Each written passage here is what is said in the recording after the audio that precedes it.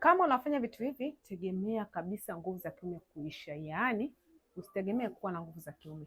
Kitu cha kwanza, kula chips yai kama mwanaume. Mwanaume unakulaje chips yai tena ambayo haijakauka, yaani chips yai rojorojo?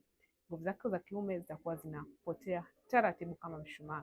Vyakula vya viwandani vilivyosindikwa, unywaji wa soda za viwandani na vyakula vyenye sukari nyingi sana, ulaji wa chakula chenye chumvi nyingi sana, hasa chumvi mbichi, ni kitu hatari kinachopoteza nguvu zako za kiume taratibu taratibu. Wewe ambaye ni mnywaji wa pombe kupita kiasi, pia nguvu zako za kiume zinapotea kama mshumaa. Kama unahitaji kuweza kuboresha nguvu zako za kiume, uweze kuwa mwanaume rijali siku zote, hakikisha unaepuka vitu hivi. Afya yako ni uwekezaji wako. Na wewe ambaye unahangaika na changamoto ya kutokuwa na uwezo wa kumudu tendo la ndoa, yaani kutokuwa na uwezo wa kumridhisha mwenzi wako tendoni, chukua namba yangu nipigie uweze kupata mwongozo wa matibabu, chakula na mazoezi.